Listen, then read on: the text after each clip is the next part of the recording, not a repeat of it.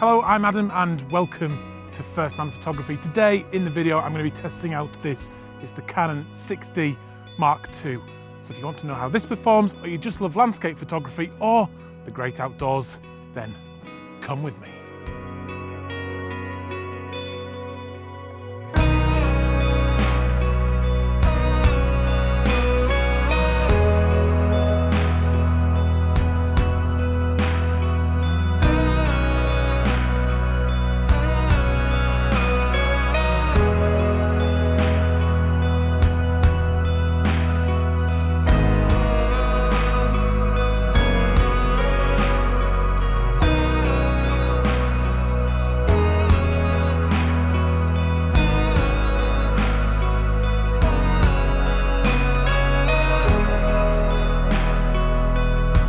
For those of you that have been watching me for a while will know that my reviews they're not the typical review that you might see on YouTube. I like to get out into the real world. I'm not going to talk too much about stats and things like that. You can find that on other great channels. I like to put a camera or a lens to the test in the real world, and that's exactly what I'm going to do today. We have come to the absolutely stunning Loughrig Fell in the Lake District.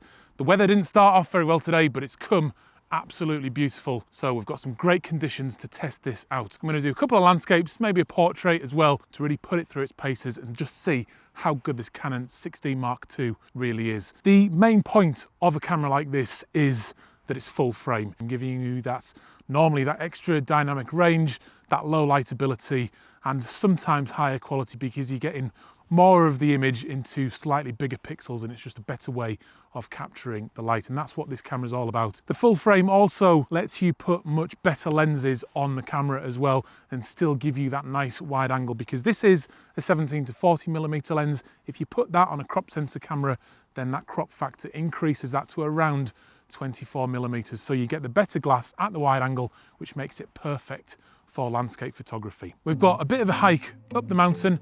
All the video you see today that doesn't have me in it will be shot on the 6D as well, so you'll be able to see what the video quality is like as well. So let's get up onto Loughrig Fell and see what we can do with this camera.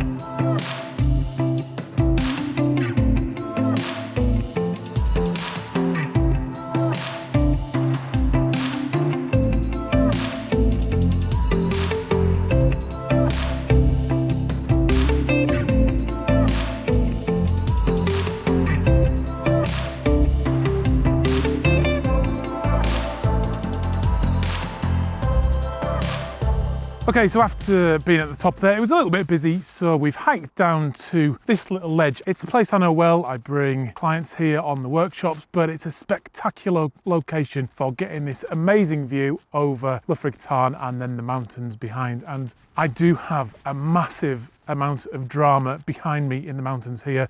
The weather front is kind of just coming across as all the steam and the rain or snow, whatever it is coming over the top of the mountain, down into the valley, but that's still being struck by a little strand of sunlight, and it's just creating a massive amount of drama, and I'm actually quite excited about it. So what I'm going for with the Canon 6D Mark II is I've got the 70 to 200 lens on the front here. I've gone in as close as I can with the digital zoom to manual focus. I'm at about 100mm, a little bit more, f11, and then about a shutter speed of 1/30th of a second, ISO 100, and it's going to be epic, I think. I'm quite excited about it. This is the kind of shot that you dream about. Is this camera capable of picking that up? I know I could with the Canon 5D Mark IV. I have total confidence in that camera. Can I have confidence in this Canon 6D Mark II? Let's see. Let's take that shot. 2-second timer. There we go. Let's have a look. Oh, that is looking very, very nice.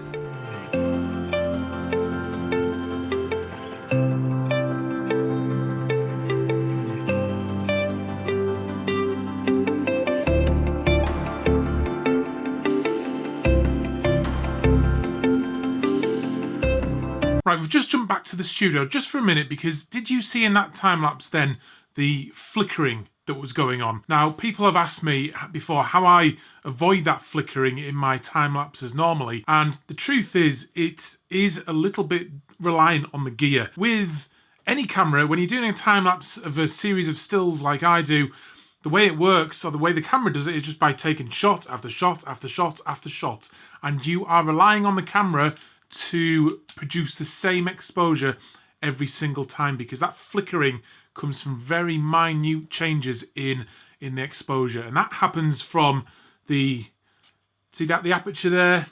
The aperture has to do the same thing every single time, and when it's cold, and with a camera like the Canon 6D Mark II, you're just getting tiny little inaccuracies of the aperture, as you can see there, and the shutter speed as well. So they need to be exact. Unlike this 5D Mark IV, which is very accurate, the 6D Mark II is made of plastic, again, unlike this one. And when it's cold conditions like that, that accuracy just slides away a little bit quicker than it does with the Canon 5D Mark IV. So just something to bear in mind on that.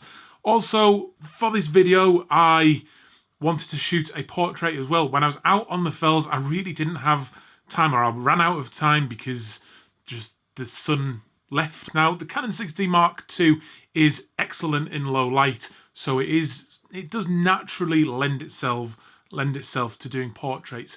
However, the autofocus system is, whilst it's good and it's accurate and it's got a number of points, they are all really tightly packed into the very middle of the frame. What it feels like is that they've just transferred the autofocus system from a camera like the 80D into the 6D, and as that sensor's then got bigger, the space in which those autofocus points cover is smaller. It's quite a bit smaller than the Canon 5D Mark IV. I'll show you the focus points here. You can see how tightly packed they are in the middle. So it's not really a camera that I would probably use for any kind of professional portrait work, like a wedding. You're constantly going to be sort of pushing your focus point to the edge of the available focus points and then reframing more often than you would have to with a camera, or more professional camera like this Canon 5D Mark IV. So just a couple of things I wanted to mention that I missed out basically when I was out on the fells because there was a lot going on. But let's go back to the fells now.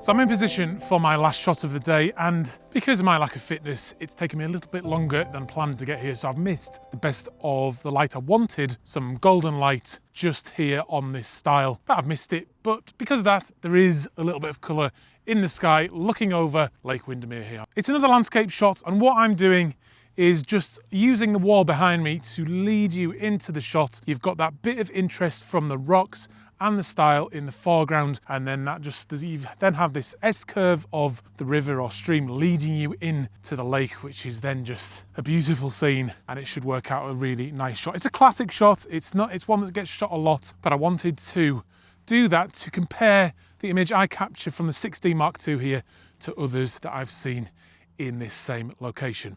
I am at f11. I'm shooting between 15 seconds and 30 seconds, and I might bracket those two shots together to get the image sorted and make it look really, really nice. It's windy, it's cold, so I'm struggling to speak a little bit now, but one of the problems that I have noticed with this camera is the dynamic range, especially when you are at low ISO, and ISO 100 particularly. It's frustrating because the dynamic range just isn't as good as it could be at ISO 100. It gets better as you put the ISO up, and it does make this camera a really, really good performer for low light situations. But the dynamic range is a problem. I've noticed it shooting the video throughout the day as well. That sky is just blown out more than I would have liked it to be. And in fact, the 800D that I'm shooting this on now probably performs a little bit better, even though that is a crop sensor camera. A bit disappointing, but there are a lot of upsides. Let's capture this shot though and see what the stunning scene here in the Lake District is going to provide us for this image. Beautiful scenery, beautiful images, stunning light at times as well, and a good test of the 16 Mark II. I'm going to sum it up in 1 second.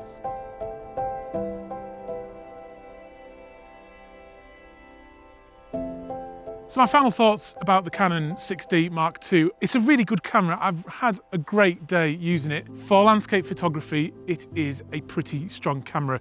The flip out screen makes it good for those low down landscapes, particularly if you've got it in a stream or in low down to the ground. You can sort of tilt it up and really use that screen to your benefit. There are some downsides. Like I said, that dynamic range just isn't there in this camera. This camera is quite similar to the Canon 80D, but it just has a full frame sensor. I think that's probably the best way to describe it. I also wouldn't use this camera for professional video productions like I would the Canon 5D Mark IV, but it's still a good camera for video. There's no doubt about it. You could vlog quite happily with this. You could shoot your family with this.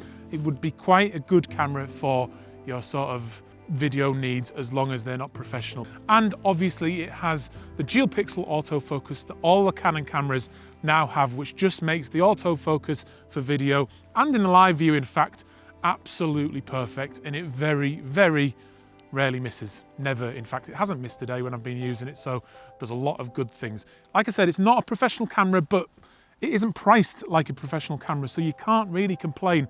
And that's why I've really enjoyed using this. At £1,600 and dollars in the US, it's a good deal to get you into that full frame and take your photography gear to that next level, and you start to enter into the realms of using really nice glass. And then if you wanted to upgrade the body later to something better, you could do that. And I think that's why Canon have produced this camera, and I don't think it's a mistake them doing that. I've had a great day shooting this, and I hope you've enjoyed it too. If this is the first video of mine that you've seen, please hit the subscribe button so you get more videos. I'm out in this kind of countryside a lot doing my landscape photography vlogs. Hit the notification bell if you are subscribed as well, so you see all my videos as soon as they come out. I've had a great day here. It's been immense. Leave a comment down below. Let me know if you have this camera. Let me know what you think of it. I'd really love to hear from you. I've used it a fair bit now and I really like it. So I'll see you on another video very, very soon. I'm Adam. This is First Man Photography in the absolutely stunning surroundings of the Lake District. Out.